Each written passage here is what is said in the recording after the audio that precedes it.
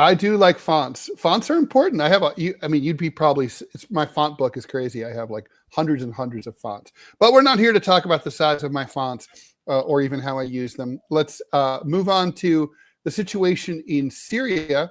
We're going to go ahead and bring in our guest and add him to the stage. Hi, George. How are you, Ted? How's it going? Good. How about you? Good. All right, let me go ahead and tee up the topic and introduce you. Ties between Syria and Russia go back not only through the Soviet Union, but even back to Tsarist Russia. Now, presumably, because Russia is so focused on Ukraine, it was unable or unwilling to save its ally, President Bashar al-Assad, from getting deposed by Islamist insurgents, also known as HTS. Assad is safely in Moscow, but Damascus, what happens there next is an entirely different matter. As we talked about in the news headlines before we brought you on, George, the new government, or the insurgent government, is worried terribly about the fiscal situation and says that they don't have enough hard currency in order to run the government. Americans who remember the optimistic coverage of the fall of Baghdad to U.S. troops in 2003 and the toppling of Saddam Hussein know better than to take similar images and coverage as pure optimism in the way that they're being presented. So we're bringing in Dr. George Szamuely. He's a senior research fellow at the Global Policy Institute, author of the books Bombs for Peace, NATO's Humanitarian War on Yugoslavia. George, thanks for joining us. Well, it's very good to be with you, Ted. So, George, what are your thoughts broadly? I guess first of all, let's talk about how quickly this happened. I think 2 weeks ago, if I had told you, oh, the government of Bashar al-Assad is toast, this HTS group is going to be able to march into Aleppo basically without any resistance whatsoever, and they're going to be able to drive all the way to Damascus in under a week and topple Assad, and he's going to have to fly off to Russia, never to be seen or heard from again. Would you have believed me?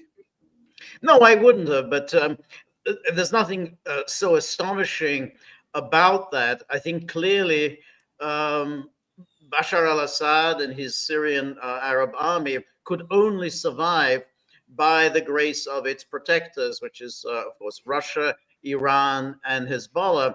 Now, Russia is very preoccupied in Ukraine. It doesn't really have anything to spare.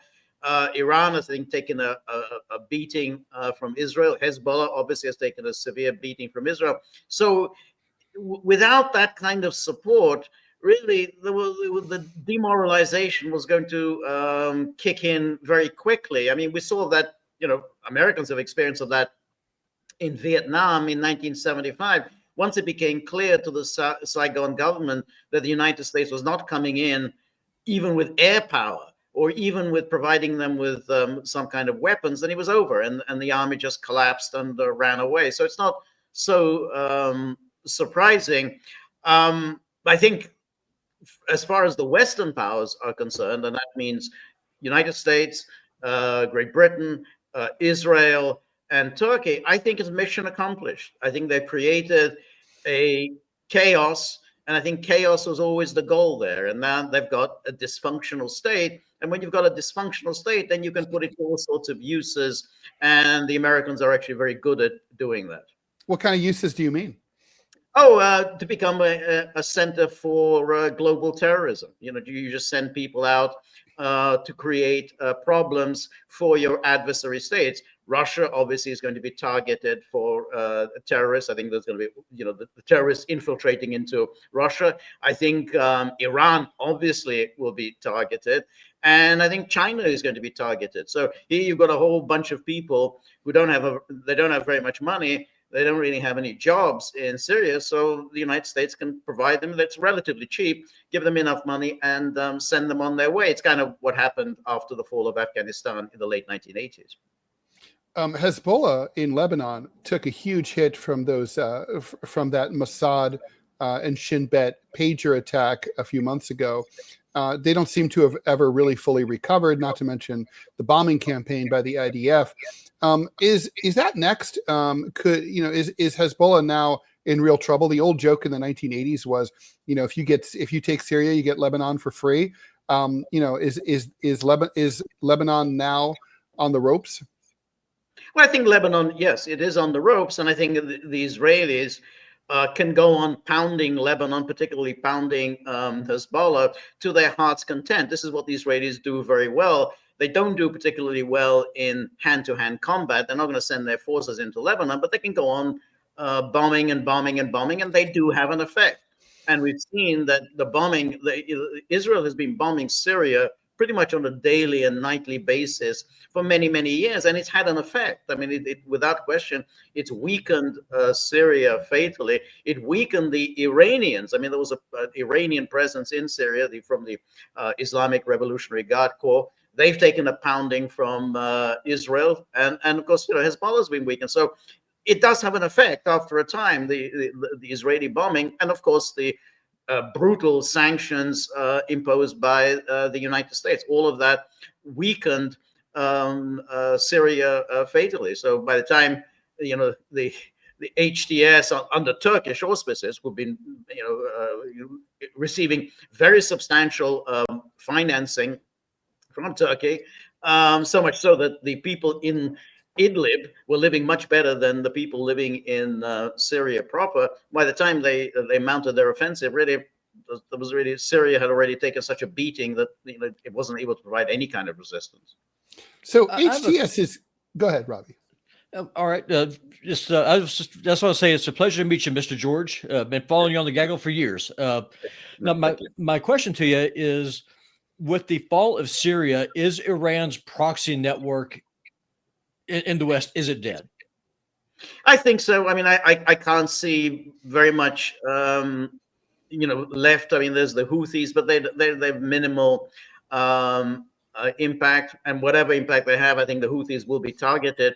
I think Iran has got a more serious problem on its hands. I think Iran will be next. I think Iran will be targeted by the incoming Trump administration and by Israel, because Israel will say, hey, we've been really successful. We've dealt with the axis of resistance. We've dealt with Hezbollah. We've dealt with Syria. We're about to wipe out Hamas. This is our golden opportunity to deal with the Iran problem once and for all. And of course, the United States has never really forgiven Iran for throwing out the Pahlavis in 1979. So America has been eyeing Iran for 45 years. So absolutely, Iran it's not going to be involved in a fight for its survival, let alone axis of resistance. It's really a question of whether Iran itself can survive.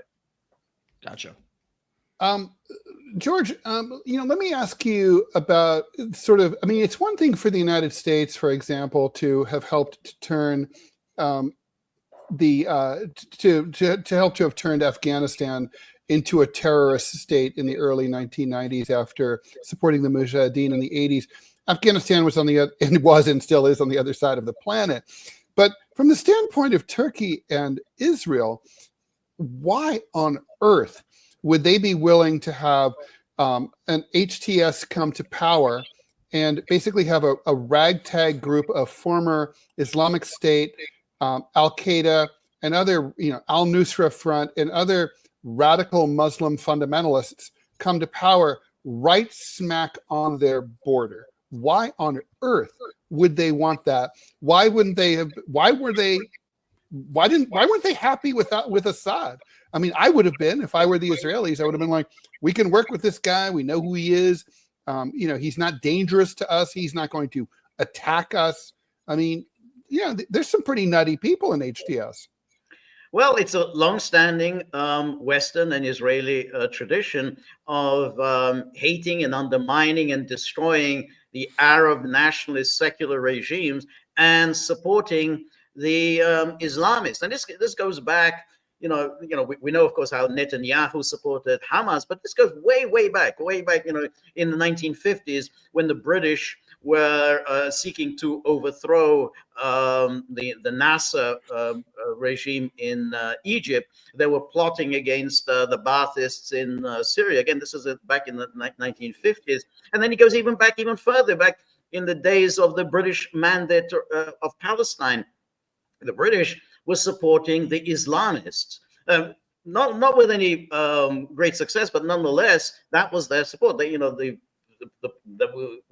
one that the Israelis always go on about, the Mufti of Jerusalem, who then eventually collaborated with Nazi Germany. But the Mufti of Jerusalem was hoisted into power as a very young man because the British saw him as a religious leader and therefore a much more reliable person to deal with than an Arab nationalist. And I think that's why, over and over again, when we had a global war on terror, but who was targeted in the global war on terror? Saddam Hussein, a secular leader, Muammar Gaddafi, secular leader, and of course Bashar al-Assad, secular leader. So that's the tradition.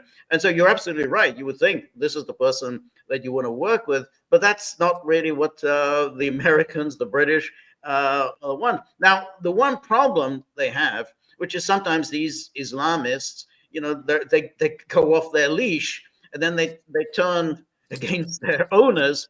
That's blew up in the Americans' faces, obviously on 9/11.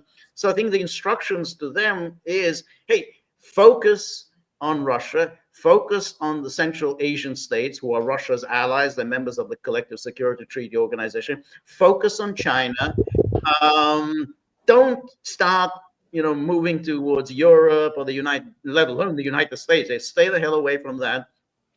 And I think that's what the message will be also to Turkey. Turkey, hey, your task is to make life difficult for the Russians in Central Asia. You want to create this some kind of a Turkic civilization. You do it, in Central Asia, where it's going to be a pain in the neck for the Russians. Leave Syria to us. And I think that's what's going to happen. I think the Americans and the Israelis are just going to largely carve up Syria among themselves. Now, obviously, this is a huge blow to Russia, right? I mean, so two-part question. Did Russia let Assad go basically like in a chess game, saying, we've got to focus on Ukraine. We're close enough to something that feels like victory that we can taste it and we don't want to redirect any resources? Or were they just not up for it? Did they just not have the resources to protect Assad? Like, which one was it? And and also Russia's not really quite done, are they? Right? They still have two bases in Syria. There's Russian warships are currently anchored nearby. So is there going to be some sort of effort on the part of the Russians to keep a foothold there? And if so, is that likely to succeed? Would they bring in Wagner from Africa, from the Sahel to do that? Or is Russia pretty much just finished in Syria? I tend to think Russia is finished in Syria. I don't see it likely that they're going to be able to keep the Tartus naval base or their Khmeim air base.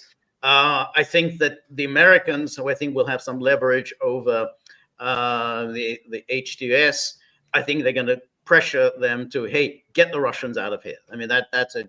We want that naval base. We want that air base. Get them out of here. And I think they will. And once they ask the Russians to go, then they'll go. I mean, there's no means for the Russians to stay there.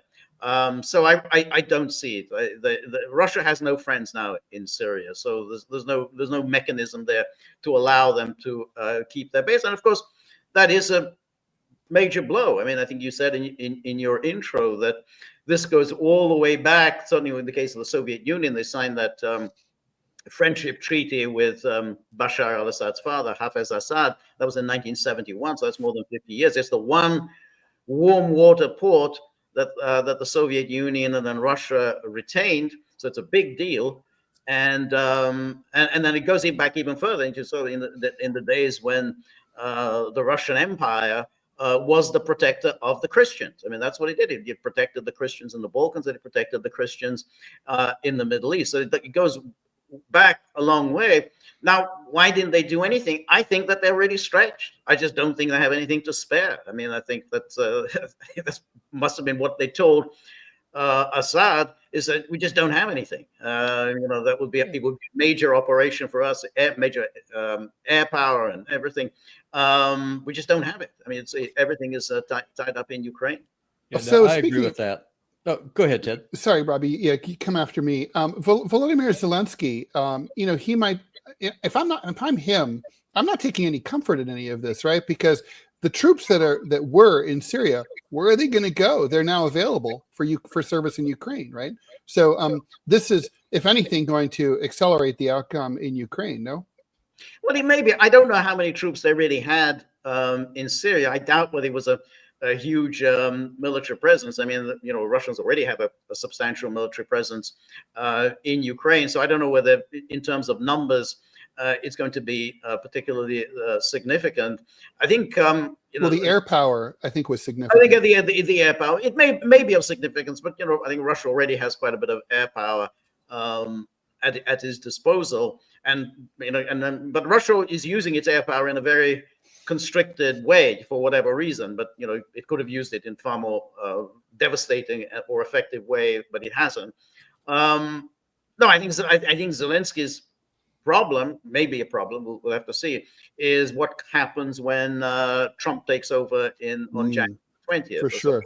Because Trump will, without doubt, put forward a peace plan, and then who knows what's going to happen to that peace plan? Who's going to accept it, who's not going to accept it, and then what happens if it's not accepted? So I think that's the Zelensky's immediate focus.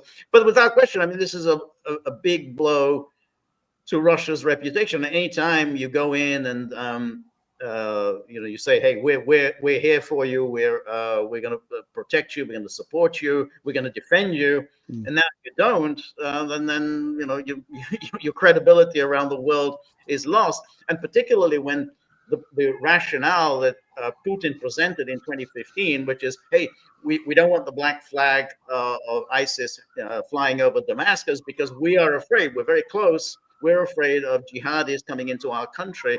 Well, the black flag is flying over Damascus, and the jihadis are going to be coming into your country. So that objective has not been accomplished. Yeah. So just two quick questions. One, when it comes to the Russians, the way I kind of look at it is that the Russians were prepared to assist the Syrian army, but not to replace it.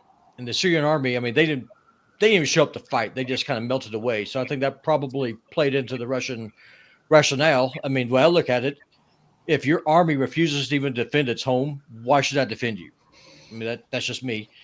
And the other thing is, I think it also shows the danger of a frozen conflict, because after the first Syrian war, the rebels, they kept the north. They had their little buffer zone. The conflict was frozen. Well, look how that turned out. Now the neocons in Europe and here in America are all like, look, Russia could be beaten. We just punch them in the face. Let's freeze this conflict in Ukraine. Trust us, we're not going to do anything.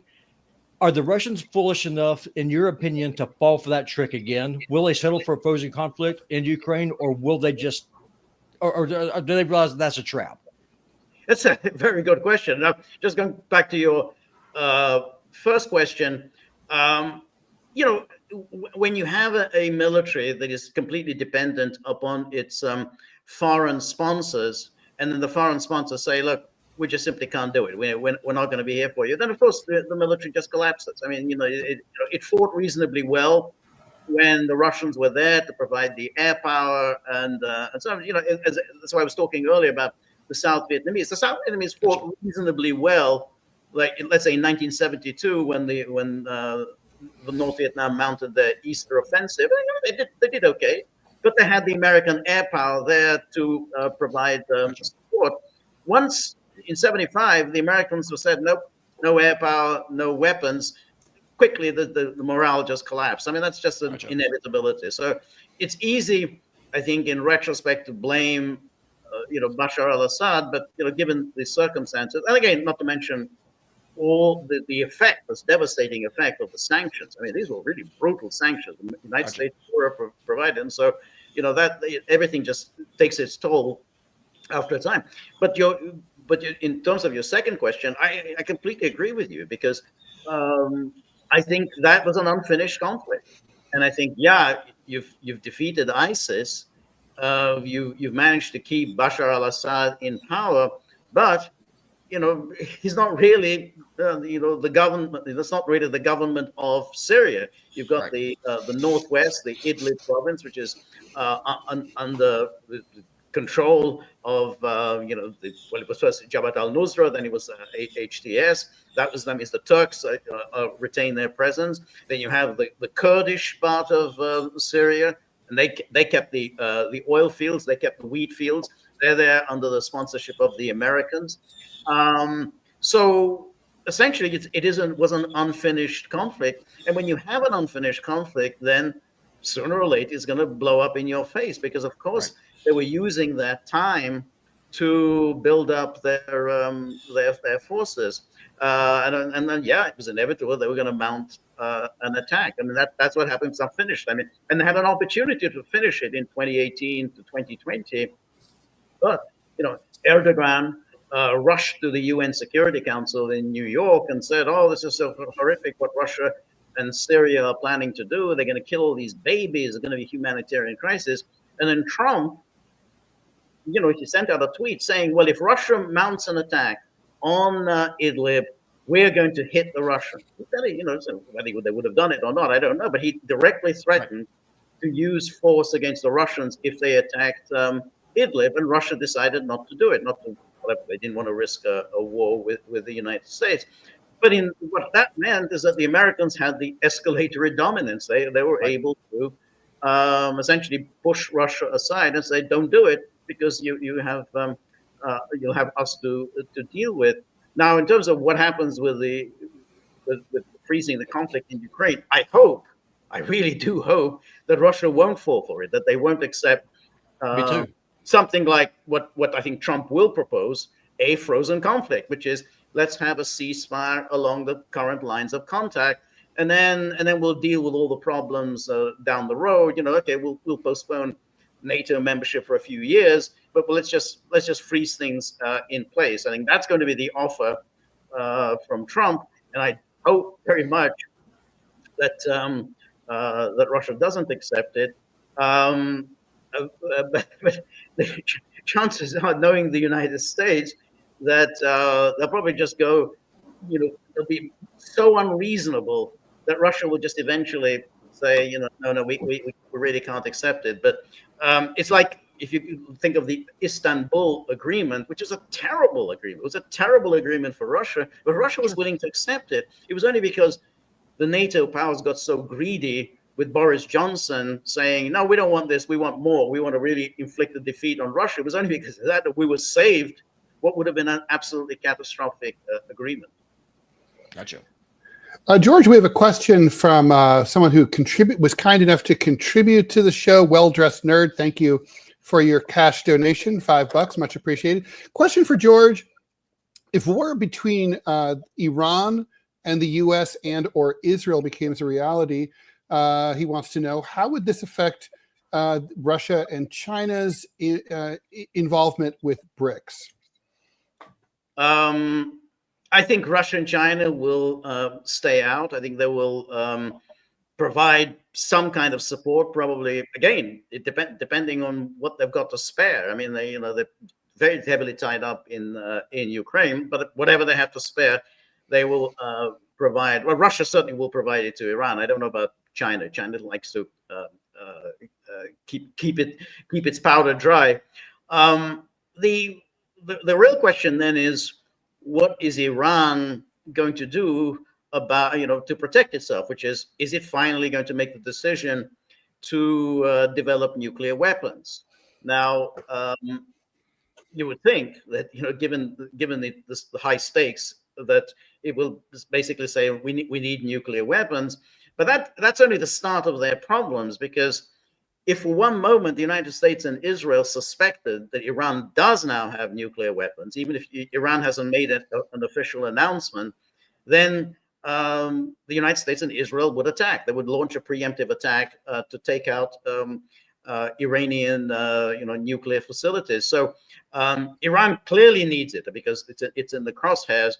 But if it's going to develop nuclear weapons, it's going to have to be very, very clever, very subtle about it.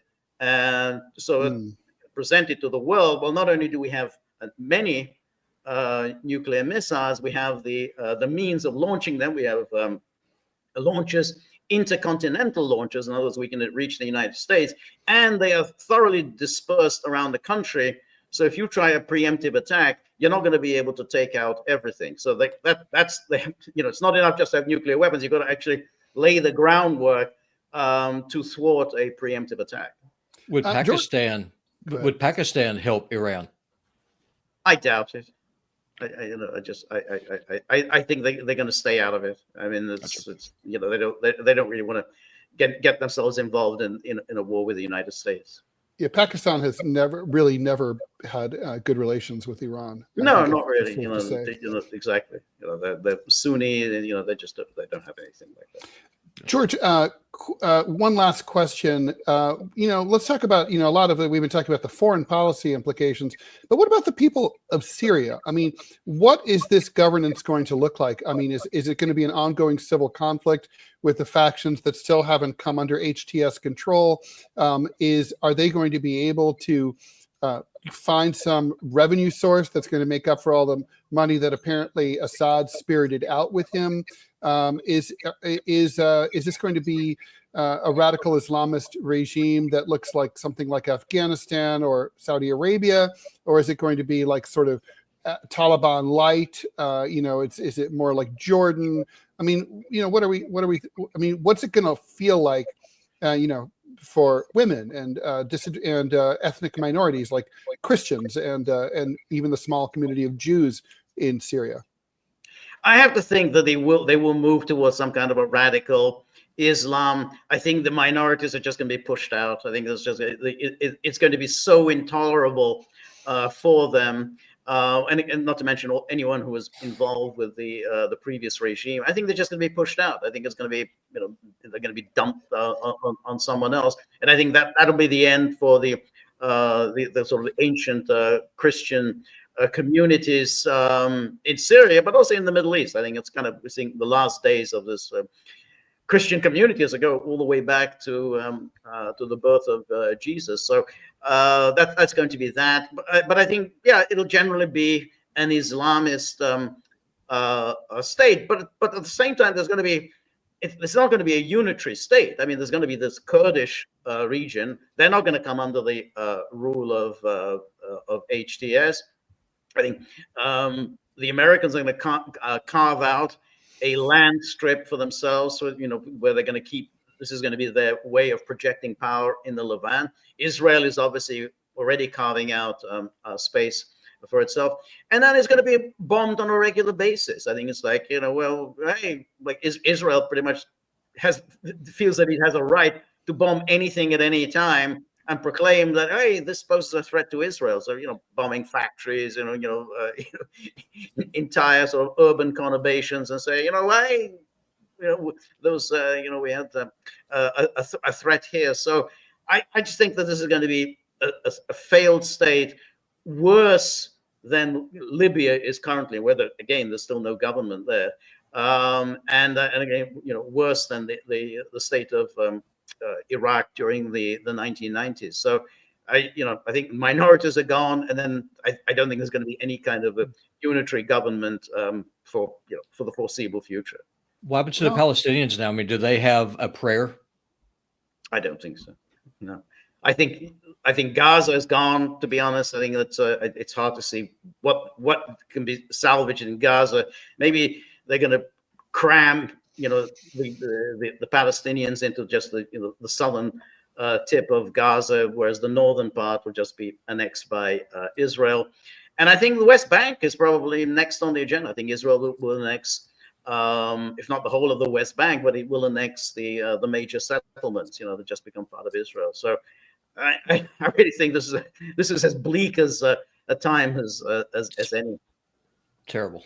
It is awful. But George, we really appreciate your analysis. Very much appreciated. Dr. George Szamuely is a senior research fellow at the Global Policy Institute. He's also the author of the book Bombs for Peace, NATO's Humanitarian War on Yugoslavia. George, thank you so much for joining us. Really, thank you very much for inviting me. I really enjoyed it. Bye-bye. It's a pleasure. Bye-bye.